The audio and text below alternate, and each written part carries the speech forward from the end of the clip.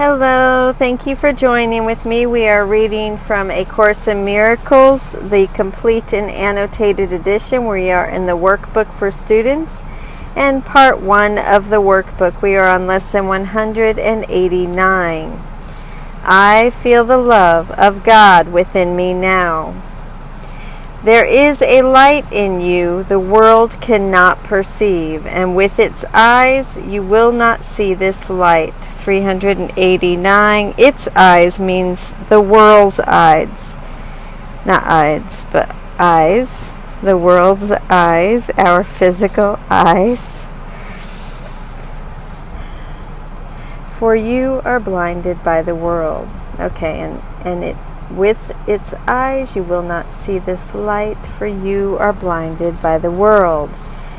Yet you have eyes to see it. 390. This refers to the eyes of Christ, spiritual eyes within us that see with true vision and look on the real world. It is there for you to look upon. It was not placed in you to be kept hidden from your sight. This light is a reflection of the thought we practice now. To feel the love of God within you is to see the world anew, shining in innocence, alive with hope, and blessed with perfect charity and love. Who could feel fear in such a world as this? It welcomes you, rejoices that you came, and sings your praises as it keeps you safe from every form of danger and of pain. It offers you a warm and gentle home in which to stay a while. It blesses you throughout the day and watches through the night as silent guardian of your holy sleep.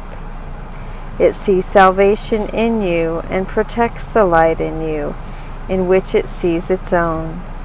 It offers you its flowers and its snow in thankfulness for your benevolence. This is the world the love of God reveals.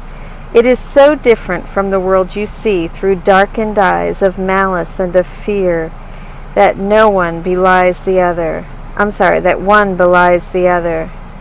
Only one can be perceived at all. The other one is wholly meaningless.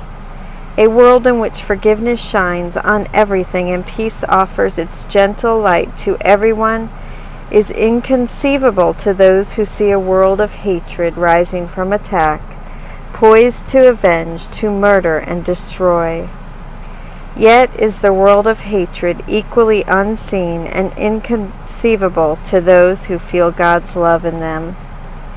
Their world reflects the quietness and peace that shines in them, the gentleness and innocence they see surrounding them, the joy with which they look out from the endless wells of joy within. What they have felt in them, they look upon and see its sure reflection everywhere. What would you see? The choice is given you. But learn and do not let your mind forget this law of seeing. You will look upon that which you feel within. If hatred finds a place within your heart, you will perceive a fearful world held cruelly in death's sharp-pointed bony fingers. If you feel the love of God within you, you look out upon a world of mercy and of love. Today we pass illusions as we seek to reach what is true in us and feel its all-embracing tenderness, its love which knows us perfect as itself, its sight which is the gift its love bestows on us. We learn the way today. It is as sure as love itself to which it carries us. For its simplicity avoids the snares of foolish convulsions of the world's apparent reasoning, but serve to hide. Simply do this, be still and lay aside all thoughts of what you are and what God is, all concepts you have learned about the world, all images you hold about yourself. Empty your mind of everything it thinks is either true or false, or good or bad, of every thought it judges worthy, and all the ideas of which it is ashamed. Hold on to nothing. Do not bring with you one thought the past has taught, nor one belief you ever learned from anything. Forget this world, forget this course, and come with wholly empty hands unto your God. Footnote 391. Because this paragraph is giving you instructions for meditation in which you are told to clear your mind literally of everything except a non-specific sense of coming unto your God, you should take the injunction to forget this course as simply another part of this emptying of the mind during meditation, not as a permanent injunction. Is it not He who knows the way to you? You need not know the way to Him. Your part is simply to allow all obstacles that you have interposed between the Son and God the Father to be quietly removed forever. God will do His part in joyful and immediate response. Ask and receive, but do not make demands, nor point the road to God by which He should appear to you. The way to reach Him is merely to let Him be, for in that way is your reality acclaimed as well. And so today we do not choose the way in which we go to Him, but we do choose to let Him come. With this choice we rest. So we choose to let Him come, and with this choice we rest. And in our quiet hearts and open minds, His love will blaze its pathway of itself. What has not been denied is surely there if it be true, and can be surely reached. God knows His Son and knows the way to Him. He does not need His Son to show Him how to find His way. Through every open door, His love shines outward from its home within, and lightens up the world in innocence. Father, we do not know the way to you, but we have called and you will answer us. We will not interfere. Salvation's ways are not our own, for they belong to you, and it is unto you we look for them. Our hands are open to receive your gifts. We have no thoughts we think apart from you, and cherish no beliefs of what we are or who created us. Yours is the way that we would find and follow, and we ask but that your will, which is our own as well, be done in us and in the world, and that it become a part of heaven now. Amen. And then 392 is Matthew 6:10. Thy kingdom come, thy will be done, on earth as it is in heaven. The above allusion asks that God's will be done not only in the world, but also in us. And I will now read the commentary by Robert Perry and Alan Watson. By Alan Watson and Robert Perry. Lesson 189. I feel the love of God within me now. The purpose is to go past all your thoughts of self, world, and God, and so experience the love of God within you now. This will go far towards enabling you to give your total willingness to the Course's way. So we'll meditate at least 5 minutes, ideally 30, and this exercise is what I call an open mind meditation. So empty your mind of all thoughts and try to let go of all your beliefs, including your highest spiritual beliefs. Even ideas from the Course must not be allowed to enter your mind. Empty your mind of everything. So I'll start with the prayer at the end of this lesson, and I will lead into a silent meditation lasting 15 minutes. And then, with your mental hands completely open, ready to receive God's love, trust that He knows the way to you, and all that you need to do is remove the obstacles, and His love will blaze its pathway. I love that. Into your mind. As always, whenever any words or thoughts intrude, repeat the idea and then return to waiting empty-handed for God's love. I feel the love of God within me now. So 1 or 2 minutes as the hour strikes, do a shorter version and ask for God's guidance in the coming hour and thank Him for the gifts of the past hour. Commentary. By this point in the workbook, any time you see the word now, we should be seeing it as a probable reference to the holy instant. The word feel also has significance, directing our attention to the realm of experience as opposed to conceptual understanding. Given these 2 points, we can realize that this lesson is about entering a holy instant in which we have an experience of God's love within us. There is a light in you the world cannot perceive. The lesson begins by referring, as did yesterday's lesson, to the light that is within us, inherent in our creation.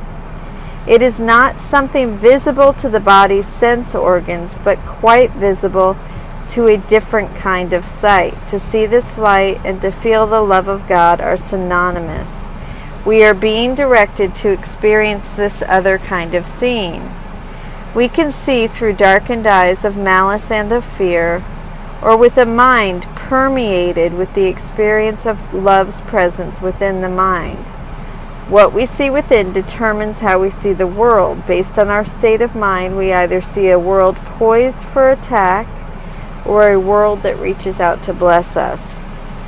Either picture of the world makes the other picture inconceivable to us. If I am seeing a world of hatred rising from attack, the description of the world given in paragraph 2 seems to be no more than wishful thinking. People encountering the teaching of the Course for the first time often raise this objection. For instance, I once heard a man who had listened to a lecture on forgiveness say, "You people must be crazy. All you have to do is walk down the street in New York and you can't possibly maintain that love is all there is." He was seeing a world of hatred rising from attack. There was no room left in his mind to see anything else. If I am seeing the world of hatred, how could I possibly see a world of love? No logical argument will ever change my mind. What is required is something that will change what my mind is seeing within itself, because the world I see is nothing more than a reflection of that, the outside picture of an inward condition. If I am seeing a world of attack, it is because within myself I am seeing an attacking mind. What they have felt in them they look upon and see its sure reflection everywhere.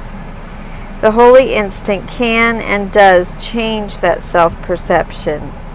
I feel the love of God within me now. That experience will literally transform the way I see the world.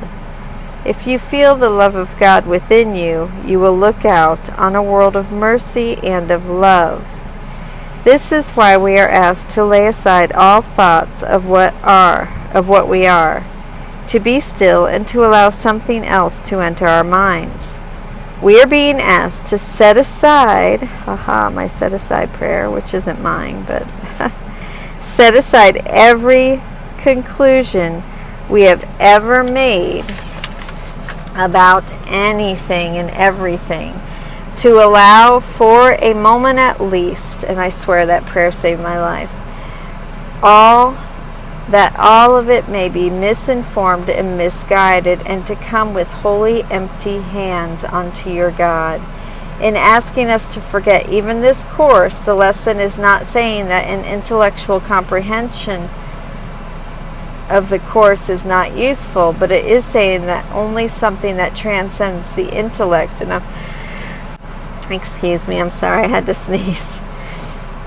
So, it's not saying that intellectual comprehension of the course is not useful, but it is saying that only something that transcends the intellect can truly turn the tide of our wrong perception.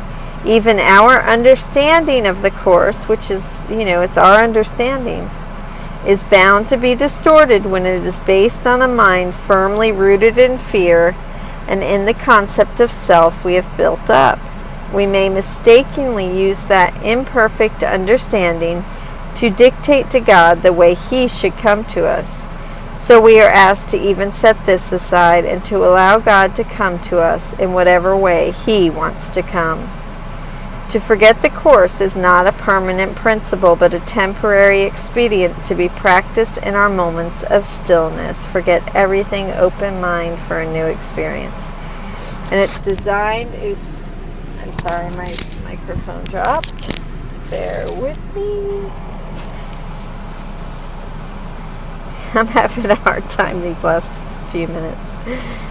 Alright, so it is merely a part designed to allow a new kind of experience. It is merely a part of removing the barriers to the experience of ourselves as love, for even our ego-based understanding of the Course can interfere with the experience of its true meaning.